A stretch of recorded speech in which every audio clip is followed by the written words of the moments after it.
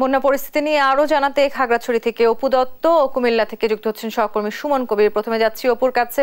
অপু, খাগড়াছড়িতে বন্যার সবশেষ পরিস্থিতি কেমন দেখছেন আপনি? আরো অবনতি হয়েছে কিনা জানাবেন আমাদের। ধন্যবাদ টনি। আমি আসলে যদি আজকের কথাই বলি, ভোরে জেলার বিভিন্ন নিম্নাঞ্চল থেকে পানি সরে যেতে শুরু করলো, আর বেলা 11টা থেকে কিন্তু আবার বর্ষণ শুরু হয়েছে নতুন করে। এই কারণে আসলে মানুষের মধ্যে দুশ্চিন্তা কিন্তু তৈরি হয়েছে।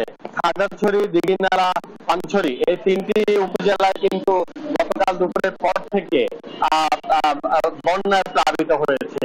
সরাসরি জেলা সদরের নিম্নাঞ্চলগুলো থেকে পানি সরে যেতে শুরু করলেও অপরদিকে দীঘিনালার মাইনু নদীর পানি বেড়ে যাওয়ায় আশপাশের এলাকায় কিন্তু পানি বেড়তে শুরু করেছে। একই সাথে খাগড়াছড়ি দীঘিনালা সড়কের সাথে সাদিকে যোগাযোগ বন্ধ হয়ে যাওয়ার কারণে সেখানে বেশ কিছু পর্যটক পৌঁছে বলে আমরা জানতে পেরেছি। এছাড়া খাগড়াছড়ির বহালছড়ি উপজেলার আঞ্চলিক বেশ কয়েকটি সড়কে পাহাড় ধস হওয়ার কারণে সেখানে স্বাভাবিক চলাচল বিঘ্ন ঘটছে বলে আমরা জানতে পেরেছি। তবে এই মুহূর্তে খাগড়াছড়িতে যে আকাশের পরিবেশ, এটা আসলে পুরো মেঘাচ্ছন্ন হয়ে আছে এবং টানা বর্ষণ হচ্ছে, যার কারণে আসলে নতুন করে দুশ্চিন্তা ডানা বেঁধেছে। একই সাথে এই জেলা প্রশাসনের পক্ষ থেকে ঝুঁকিপূর্ণ যারা বসবাস করছেন তাদের সরে যাওয়ার জন্য কিন্তু বারবার অনুরোধ করছেন। আপনারা জানেন খাগড়াছড়ির বেশ কিছু জায়গায় কিন্তু পাহাড়ের পাদদেশে ঝুঁকিপূর্ণ ভাবে বসবাস করছে। জেলা প্রশাসক সহ সরকারি কর্মকর্তারা সরেজমিন গিয়ে কিন্তু তাদেরকে সরে যেতে বলছেন। ইতিমধ্যে 99টি আশ্রয় কেন্দ্র প্রস্তুত করা হয়েছে, সেখানে ত্রাণ বিতরণের কার্যক্রম চলছে।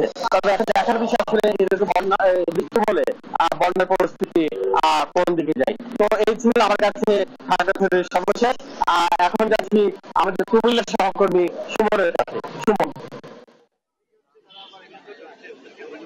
জি অপু, আপনি যেটা বলছিলেন, আসলে কুমিল্লা আমরা দেখেছি গত 2 দিন ধরে আসলে কুমিল্লা যে গোমতী নদী, এখানে আমরা দেখেছি যে আসলে প্রভাবিত হচ্ছে। এখানে প্রায় 600 পরিবার রয়েছিল এই চরের মধ্যে। আমরা দেখতে পেয়েছি তারা সকলে আসলে আজকে তারা যে বাড়িঘরটি ছিল সবগুলো বাড়িঘর তারা আসলে ডুবে গিয়েছে। তবে একটু জানাই রাখি যে কুমিল্লা আমরা দেখেছি যে এখানে যারা রয়েছে গর্ভবতী আমরা দেখতে পাচ্ছি তাদের মালামাল আসলে নেওয়া হচ্ছে এবং বিভিন্নভাবে তারা কাপড় চুনি করতে বের হতে পারেনি। তারা একেবারে জানিয়ে রয়েছে কুমিল্লা যে মহানগর ছাত্র দল এবং তারা আসলে ভলেন্টিয়ারি কাজ করছে এবং সেই সাথে তারা আসলে সকাল থেকে আমরা দেখেছি তারা বিভিন্নভাবে সকলকে উদ্ধার কাজে আসলে রয়েছে। এবং আপনি আসলে এই বিষয়ে আমি একটু দেখাতে চাই আসলে তারা এই ঘরের আসবাবপত্র সব তারা নিয়ে আসছে এবং তারা বলছেন যে আসলে তারা বুঝতে পারেন হঠাৎ করে পানি বৃদ্ধি পায় এবং সেই কারণে তারা মানে অন্যান্য বছর যেরকম হয়েছিল এখন এবার এরকম হয়েছে তারা বুঝাতে চেয়েছেন। এবং সেদিক থেকে যদি বলি কুমিল্লার যারা রয়েছে এবং সেই দিক থেকে তারা বলছেন যে গুমিতে পার তথা কুমিল্লার বিপদসীমার উপর দিয়ে আসলে এটা প্রভাবিত হচ্ছে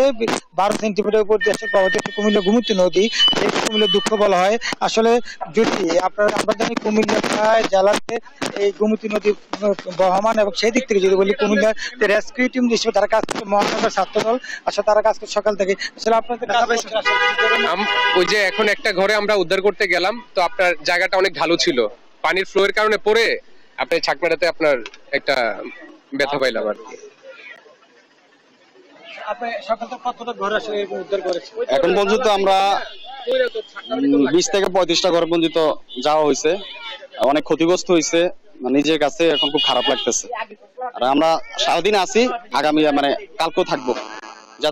যেটা বলছিলেন তারা যতক্ষণ উদ্ধার কাজ না শেষ হয় তারা চলমান থাকবে এবং তারা তাদের সাহায্যের জন্য তারা আসলে চেষ্টা করতে প্রতিটা পরিবার আসলে তাদের যে তাকিয়ে আছে। এই ছিল কুমিল্লা থেকে সর্বশেষ।